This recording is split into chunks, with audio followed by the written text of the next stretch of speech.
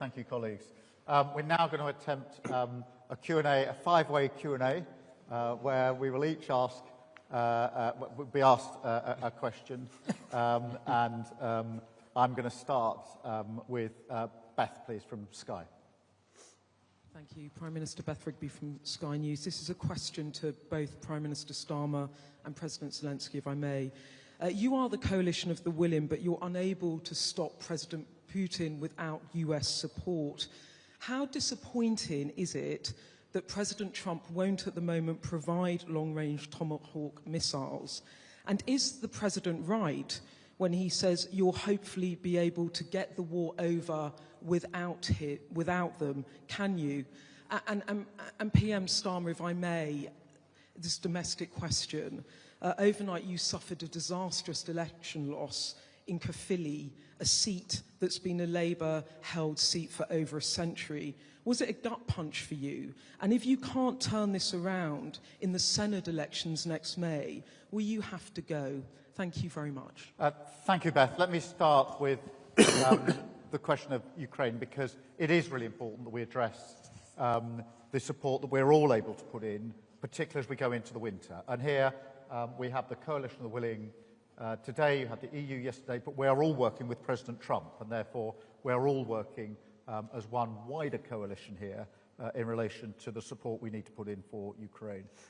On missiles, we've put in more missiles from the UK in recent days and weeks, and pushing the case for long range. It is really important that we do have long range, and those discussions are ongoing. And of course, the protection of energy, because Putin is attacking the energy in Ukraine, and that needs protection. We've had discussion today about how we can stop those attacks and how we can better protect those energy supplies. On the question of the US, what's happened this week is really significant. I think on the sanctions package and the bearing down on oil and gas, this week has been a very significant week because we went early with the measures that we, the UK, took. President Trump came in with really important measures that have had a real impact. And then, of course, the EU followed in with a further package of sanctions this week as well. And I think if I was to pick out one thing this week that was of most significant, it would be the combined impact of those packages. Not only because of the impact they have on the Russian economy and the pressure that they put on, but also because they demonstrate the point that whether it's the coalition of the willing, the EU or the US, we are all coordinating clearly in our efforts to support Ukraine and effectively doing so. The other thing I would point to is the progress made on Russian assets. Yesterday the EU took a very important step forward and there was absolute clarity in this afternoon's meeting that we need to see that progress come to fruition within a short timetable, because that would be a really material further support that we can put in for Ukraine. So when we said that the ambition really this week, if you like, is to take Russian oil and gas off the global market, we've taken a significant step forward.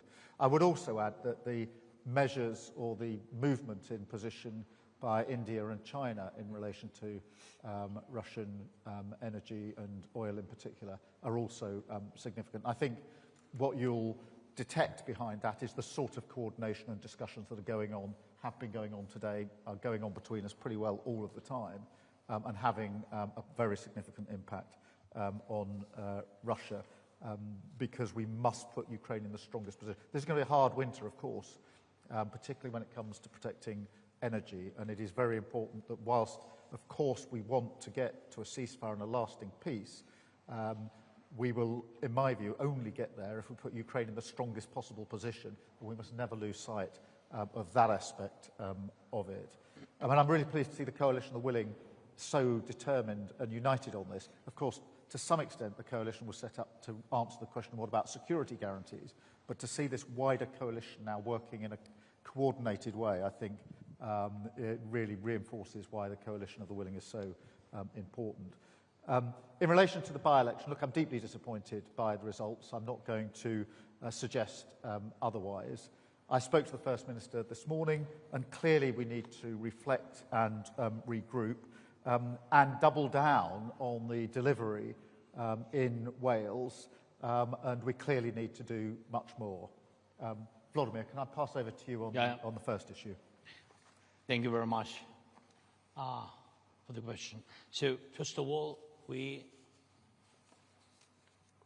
not finding and we're not searching the way how to stop Putin and how to finish this war without the United States. So our plan is to make strong steps together. That is the plan, by the way, of Putin. He wants to divide us, to make us weaker. And that's why I think that we have to do everything together. First, of course, pressure on Putin, but really practically. First, sanctions, and you see 19th package, and oil pressure from the United States. And I think this is a very strong step. The second point is long-range pressure between us. From the very beginning, it was about our drones, our long range. Then, God bless, we had such partners like UK and France, and the partners gave us Storm Shadows and Scalps. Then, only after that, United States joined us, and we began to use ATACMS. Not big number, but in any way, it's about together. Yes, and now we count on some more strong instruments, but we will see. Yes, then about air defense. Again, it's about together decisions. We really don't have something which can destroy ballistic. That's why Americans helped us, but also Europeans, because firstly, Europe delivered Patriot systems, but United States, they did it together because United States gave licenses for this.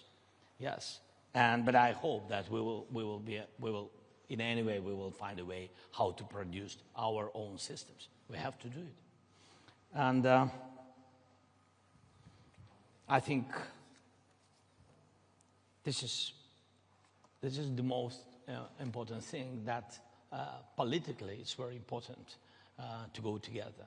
That's what about coalition are willing, and the result at the end will be security guarantees.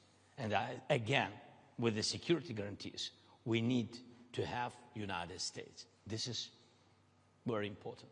Thank you. Thank you very much. Vladimir, I'm going to pass over to you to call your question, please. Thank you so much. Highly prepared. Валерія Пашко, доброго дня, Суспільне. Public Broadcaster of Ukraine. I have one question for all. It's on reparation loans. So, Mr. President, you were quite optimistic about the political decisions yesterday, but it seems not to have happened yet.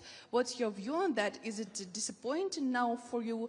And Prime Minister Frederiksen and Prime Minister Skov, why the Council conclusions were changed yesterday? Like the leaders didn't give the green light to the Commission to develop the legal framework for these reparation loans. What would the discussion look like yesterday? And Prime Minister Starmer, for you, is the EU could join to share this financial burden, because the EU aims to bring on board all the G7 countries? Thanks.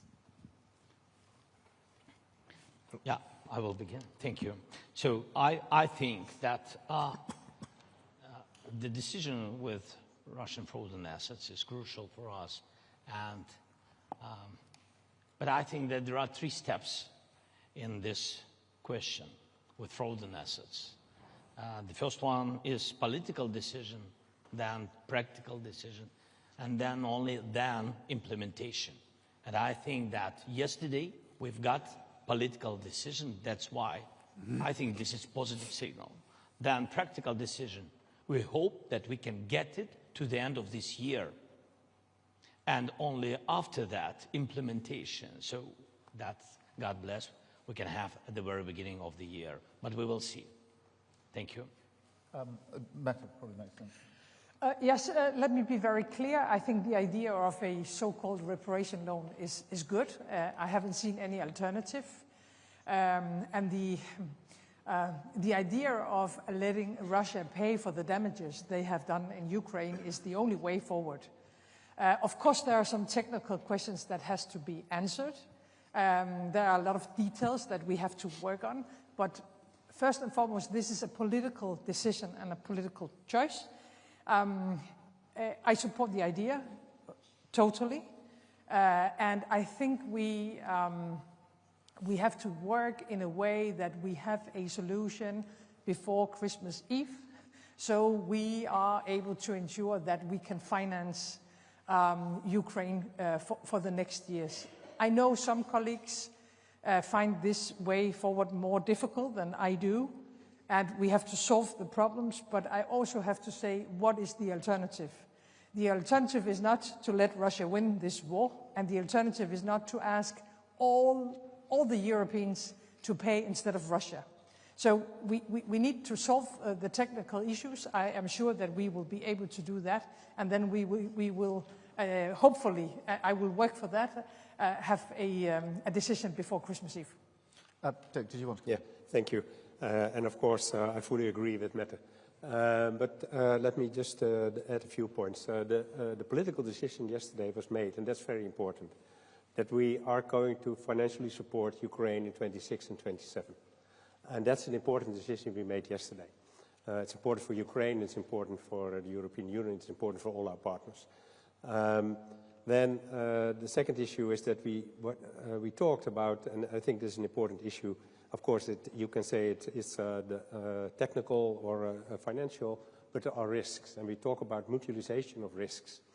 And I heard a lot of countries and leaders yesterday say that they want a guarantee. And that's important because we have to share the risk, and it cannot be only put only on Belgium. And then, third of all, I hope, just as Mette said, that we come to an agreement on the technical workout of the reparation loan, because financially it's going to be important, but also politically it's important to hurt Russia, and therefore I'm much in favor. Thank you. Just linking the two, if I may. Firstly, the political decision that was made yesterday by the EU is really significant, and we shouldn't lose that.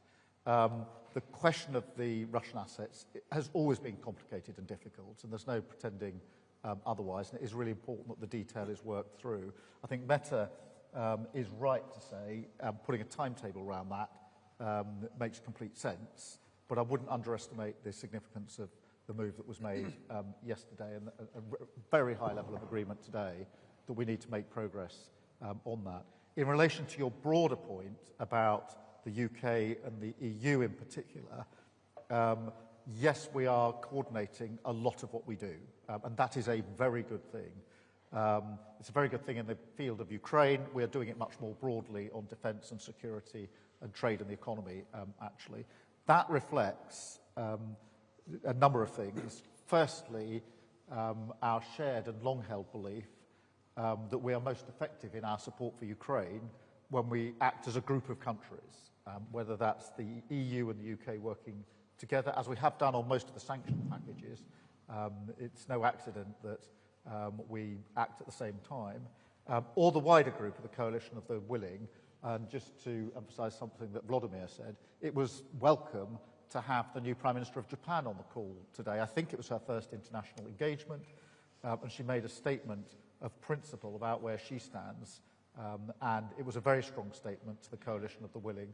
The fact that she chose this forum as her first international contribution and was so clear and powerful in her words, I think emphasises that coalition and the ability to bring together so many countries here is really important. So the first reason the UK and the EU are working well together is because of that most effective rule. The second is, since the EU-UK reset, I am proud and pleased to say we are coordinating much more across a wider range of issues. We live in a world where there are many, many challenges, many opportunities, and my strong view is that when the UK and the EU are able to work together, as we've shown we are able to, we're better able to meet those challenges. And of course, having Mark here heading up NATO gives you a sense of the depth of the group of countries now working together really pretty effectively in relation to our defence of Ukraine. Thank you very much. Mark, I'm going to ask you to call your question. Yes, I believe that Reuters will ask me a question, if I Hi there. Yes, it works. Alistair Smout from Reuters. Secretary General, after your talks in Washington this week, what's your impression of the chance that the US will give Tomahawks in the end, or is it time for other countries to step up? To Prime Minister Starmer, why hasn't Britain signed up to NATO's Pearl scheme to buy US weapons to give to Ukraine? Is it because the Ministry of Defense is running out of money? And to President Zelensky, I know you said that you wanted everyone to move together on long-range missiles, but while you convinced President Trump to give Tomahawks, would you like European countries and Britain to do more on long-range missiles? Thank you.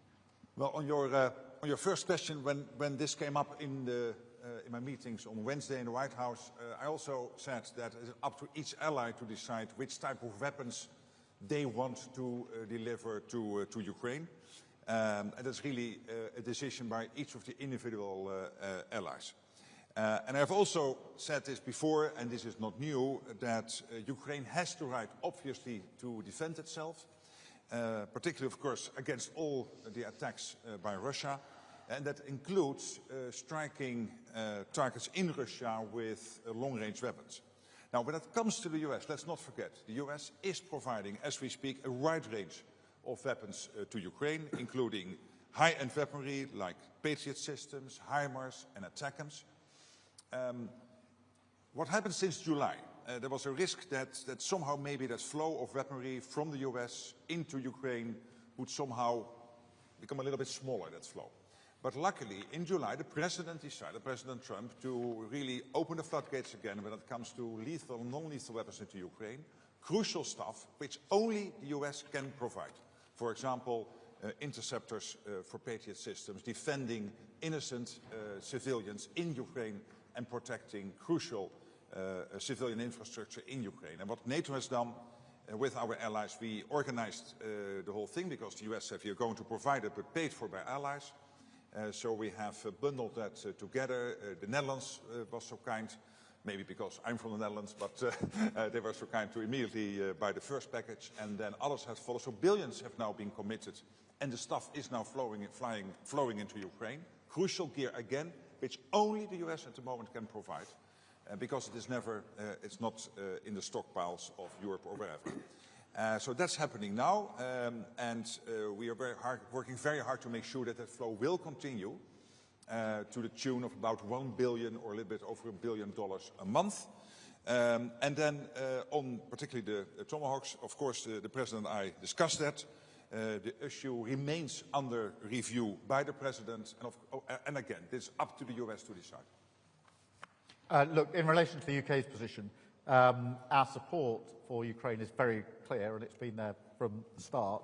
And we've made a huge contribution, whether that's financial or in particular on sanctions, the work we're doing there to bear down the example I've given of what we've done just this week. Also on capability, whether that's drone co-production, which we're working on at the moment, or long range, and many other aspects of capability.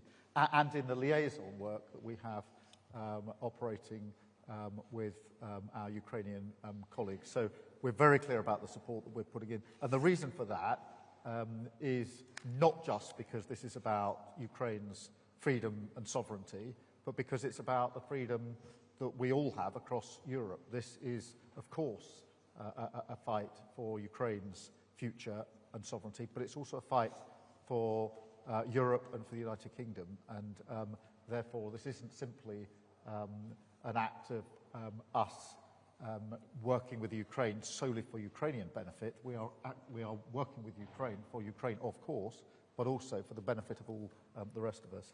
Thank you very much. Mette, can I come to you? I don't have any. You don't? Okay, great. It's a good thing Beth didn't know that to start with, although I should have definitely had another question. Dick, can I come to you first? Yes, and the question is going to be a surprise, that's I'm sure. AMP, or in good Dutch. Sorry, I thought it was to reply on what you were asked for. No. My apologies, Mette. Sorry, of course. No. Danmarks Radio. Yeah. No.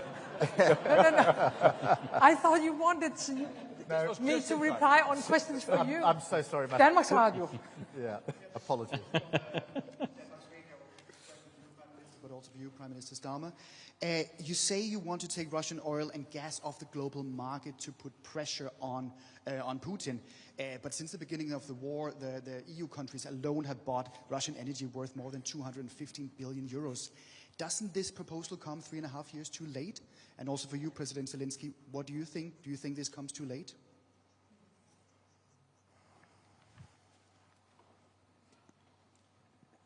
Mette, do you want? Does it come too late? Yes, it does. But it doesn't mean that we haven't done anything through this war. Also, when it comes to Russian oil and gas, we have reduced our dependencies a lot. But of course, all what we want to do is to ensure that Russia's economy is weakened, and that we put Ukraine in a strong position as possible. So I'm happy about the sanctions. I'm happy about the decisions we made only a few days ago to get totally out of Russian oil and gas. That was a very important decision. And now we simply have to continue. And I'm very pleased that for the first time we have a combined pressure on Russia between UK, between the European Union, and between US. So I think right now we are taking the right decisions. But of course, I would have hoped that Europe would have said goodbye to Russian oil and gas already years ago. Thanks so much. Better now than never. So we are very thankful to partners, to Europe and to the United States, with sanctions on Russian energy sector. What about us? We began to fight against Russian energy with our sanctions. It was long range. We could do only this. But now it's great that we can use such instrument like sanctions. Thank you. Just picking up on this. Look, I think it's important when we say we want to take oil and gas off the market, that we're describing an end of a process, not the beginning of a process. So this isn't the first time the Coalition of Willing, the EU, and others have come together to take action. It's where we're getting, I hope, towards the end of the process where we will take it off the market. And therefore there's been months and years of our work actually on this. And I think it is really important that we continue to bear down. There are some countries which, in my view, should be moving a lot more quickly in relation to this. And obviously that's a point that we make on a regular basis. But this is a description of what I hope will be the end of the process, not the beginning of the process. Thank you very much. And Dick, can I ask you to... Yeah, I try once again. Yes. It's still the same person. Yeah, it's still the same person. Lucky for me. Yes. To Prime Minister Schoof, President Zelensky is very clearly asking for more military support, specifically long range. He hasn't been able to get that this week. The Dutch government considers itself to be a frontrunner in supporting Ukraine. Why is it so difficult to significantly increase this kind of support? And President Zelensky, do you need allies like the Netherlands to increase their support? And has this week been disappointing to you? Well, thank you for the question. And I think it's, as you said, we are front runner for a long time. And I think that's very important. It's something that the Prime Minister of the UK just mentioned as well. I mean, we do this because we absolutely believe, of course, that we have to support Ukraine and the Ukrainian people in their fight against the aggression war of Russia. But at the same time, it's so important to support, and we must never forget, that it's also about freedom and security in Europe, and therefore also for the Netherlands. And I want to underline that again, once again, because sometimes people forget. So it's not a war far away, it's a war close by. Having said so, I think we do everything we can to support Ukraine, whatever it takes. And that also in relation to long-range weapons. Even the Dutch Parliament would agree, did agree actually, in favor in a motion in the Dutch Parliament. So I feel very comfortable in trying to work together with Vladimir and the countries, wherever they are, that want to help, and to make sure that we do everything we can. Thank you. Thank you very much.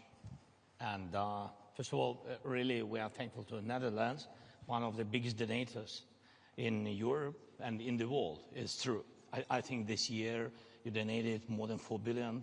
Yes, it's a big amount, really. I understand that it's not simple, yes, for any kind of country, but really we are thankful for this. But in any way, I'm very thankful for your questions to partners. Thank you very much. Thank you. Thank you. We need to go off in a reverse order. Right.